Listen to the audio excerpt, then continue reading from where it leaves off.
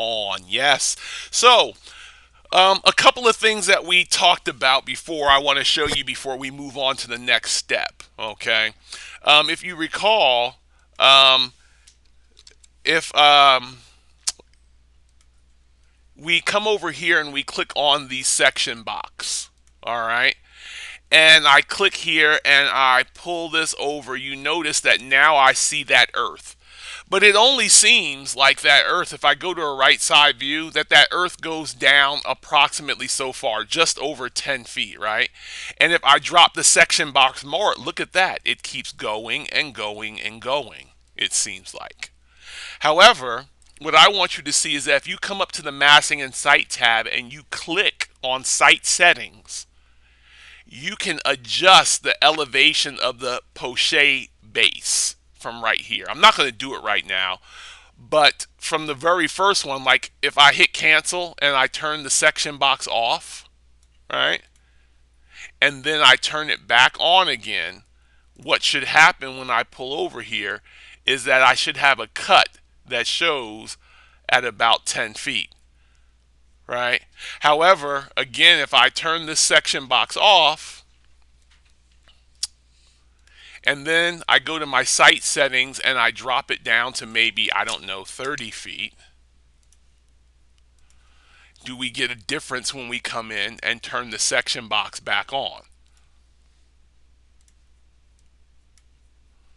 Well, doesn't look so right away, does it? But again, if I go to that right side view and start pulling, look how dynamically it changes and it just keeps going. So typically there's going to be, if we don't have a section box on, we're not going to see anything. But once we start cutting into other views, like an elevation view, we'll start seeing that 30-foot depth, if that makes sense. Okay? All right, so let's move on to another step. Let's go to our basement view. I want to start doing something in relationship to the foundation. We all know that although we probably have a basement in the house, we're not going to have a basement under the garage, and we wouldn't waste concrete like we're doing right now. We'd probably have a shorter foundation wall by our garage. And just so you know, in the county that we live in, these footings, okay, these footings that we see here, the top of them has to be below 42 inches to avoid frost heave. Okay, now not so important you remember that now, but it's important that you know why we're about to do the next step that we're going to do. Okay, so I'm going to go to my south elevation, and while in my south elevation, right, I'm going to do something. I am going to first, because I don't want to look at it, I'm going to click on the topography in this view, right? And there's one or two ways I can turn it off. I could right click and I could say hide and view elements or category, or if I go up to VV, and I'm going to shade this for a moment so you can see it, I'm going to go to VV on my keyboard, and I'm going to go down to topography, and I can simply turn it off right there and apply it and it's gone. If I wanted to bring it back quickly, I could come over here to this little light bulb and say reveal hidden elements. Click on it and then say unhide category, and it's back.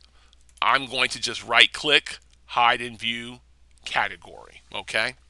I am going to establish a new datum for our foundation footings where they're going to be. So what I'm going to do is I'm going to come over to to architecture, and then the view tab, and I'm going to grab a datum. Let me see. Where are my datums? There we go. I'm sorry, I'm going to grab a level. And that level is going to be 42 inches is 3 foot 6 inches. So 3 feet 6 inches down.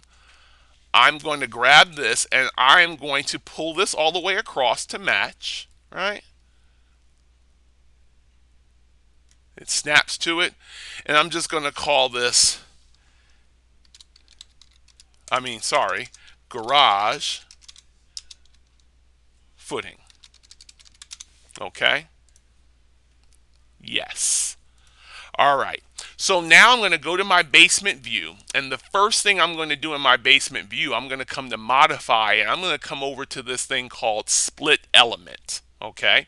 I'm going to click on it, And then I am going to split this wall right here.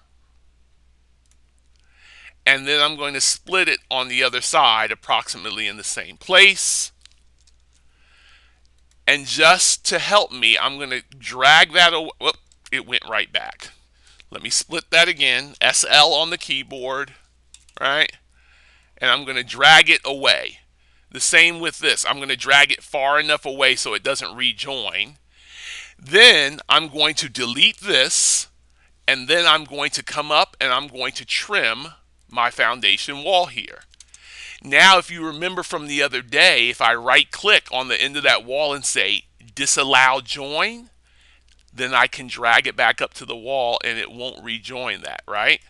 Same here, right click, disallow join, and then I can pull this up, right?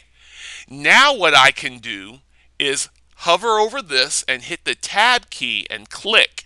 And I'm going to say that I want the base constraint of this to be garage footing. And now let's see in our south elevation, if we go in, right, we see that footing and foundation wall has moved up here. And if we look at a 3D view, now we have more of a garage wall that makes a little more sense, okay? Now, after we do that, I want to show you something. I want to go back to my section box. So let's click on section box, and let's click there and drag this back until we start cutting into the dwelling. Notice that we have a lot of dirt in that basement, don't we? Look at that. That's not a very usable basement, right? No one would want their basement full of dirt like that. How are we going to deal with that? Well, we're going to deal with that a couple of different ways. The very first way we're going to deal with that is going to be established in the next video.